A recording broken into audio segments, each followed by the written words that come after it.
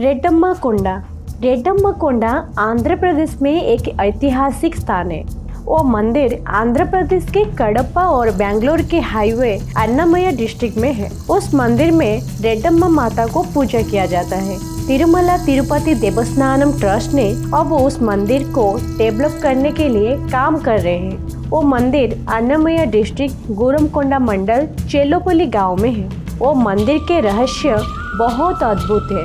दूर दूर से लोग उस मंदिर को पूजा करने आते हैं। उस मंदिर की मान्यता ये है कि माँ रेड्डम्मा को जो भी भक्ति के साथ निष्ठा के साथ पूजा करते हैं उनको बच्चे प्राप्त होते हैं। जो स्त्रियों को बच्चे नहीं होते वो माता को निष्ठा के साथ पूजा करते हैं। माँ उनका मनोकामना पूर्ण करते हैं।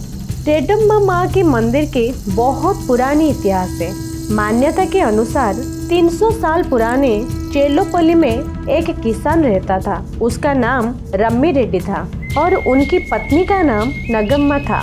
वो बहुत दयालु थे और गरीब लोगों के मदद करते थे। उनके 2 बेटा और एक बेटी थी। उनकी जो बेटी थी वो हमारी माँ रेड्डम्मा माता थी। वो दिखने में बहुत सुंदर थे। गांव के सभी लोग उनकी बेटी को बहुत प्यार करते थे। उस बेटी के साथ सबका ज्यादा लगाव था। सब उनके तरफ ज्यादा आकर्षित होते थे। रम्मी रेड्डी उनके खेत के काम में ज्यादा व्यस्त रहती थी और उनकी पत्नी घर संभालने में और गरीब लोगों की मदद करने में व्यस्त रहती थी।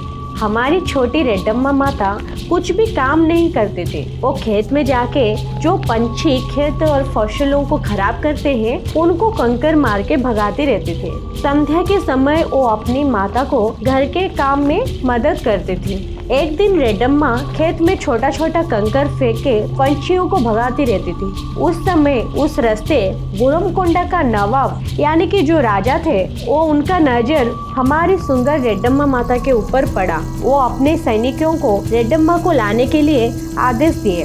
रेड्डम्मा ने देखे कि सैनिकों उनके पास आ रहे हैं। वो डर गए और उधर से दूर भागने लगे। सैनिकों की उनके पीछे भागने लगे। रेड्डम्मा बहुत दूर भागने के बाद उनके सामने एक बड़ा पहाड़ आया। उनके पास और किधर भागने का रास्ता नहीं था।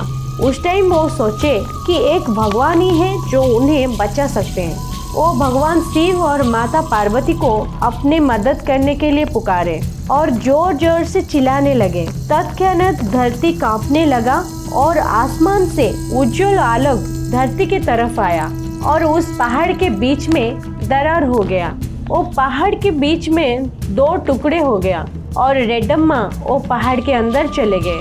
पहाड़ फटने की शब्द और चमत्कारी लाइट से वो सैनिक घोड़े के ऊपर से नीचे गिर गए और घायल हो गए। एक सैनिक वो समस्त घटनाओं का अच्छे से देख रहा था। वो सैनिक नवाब के पास आकर वो घटना के बारे में सब बताया।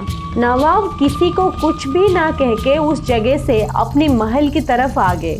ये विषय पूरे गांव में धीरे धीरे फैलने लगा। रेड्डम्मा के परिवार के लोगों बहुत ज्यादा रोने लगे। गांव के सब लोग रम्मी रेड्डी के घर को गए। उस रात गांव के सभी लोगों के साथ साथ कोई भी पशु पक्षी कोई भी नहीं सोए। सब बहुत दुख में थे। अगले दिन रात को रेड्डम्मा अपनी माँ नगम्मा के सपने में आए और बोले कि कोई भी मेरे लिए परेशान मत होना, मैं इस पहाड़ में हूँ, आप सबके साथ हूँ। नगम्मा ने ये बात पूरी गांव में बताई। सुबह गांव के सभी लोग वो पहाड़ के पास गए और बोले, रेड्डम्मा हमारे गांव की मदद करो और हमारी रक्षा करो। उसी दिन से ही रेड्डम्मा माता को देवी के रूप में ही उस जगह में पूजा किया जाता है। 300 साल बाद भी अभी भी बाल रेड्डम्मा माता अपनी भक्तों के उद्धार करते हैं। माता बहुत दयालु है। वो निसंतान दंपति को बच्चे प्रदान करती है।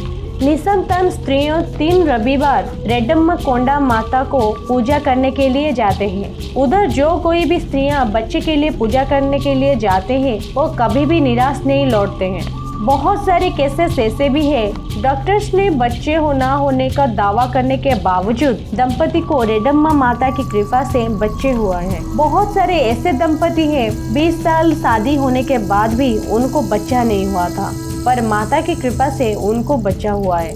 चेल्लोपल्ली के बाद उसके पास में एक छोटा सा गांव है। उस गांव में रेड्डम्मा माता के वंशज 4 परिवार रहते हैं। 200 साल से वो परिवार निसंतान दंपति को एक आयुर्वेदिक पानी देते हैं। निसंतान स्त्रियां सुबह 6:30 बजे बार 3 रविवार उधर जाके वो आयुर्वेदिक का पानी पीते हैं। वो पानी पीने के बाद वो रेड्डम्मा माता के मंदिर में जाते हैं। उसके बाद वो मंदिर के पास में एक छोटा सा झील, जिसको अम्मा बारी कोनेरू बोला जाता है, उसमें स्नान करते हैं। भीगे हुए वस्त्रों में नारियल और एक छोटा सा कपड़ा लेकर मंदिर को जाते हैं। माता के मंदिर के सामने एक बरगद का पेड़ है, उसके पास जाकर साष्टांग नमस्कार करते हैं और बच्चे के लिए प्रार्थना करते हैं। उधर एक विश्वास है, साष्टांग नमस्कार करके प्रार्थना करने के समय नींद आ जाता है और सपने आते हैं। ये की पुष्टि हो जाता है कि उनको बच्चे जल्दी से होने वाला है। उसके बाद एक छोटा सा पत्थर लेकर उस कपड़े में रख के वो बरगद पेड़ में बांध देते हैं।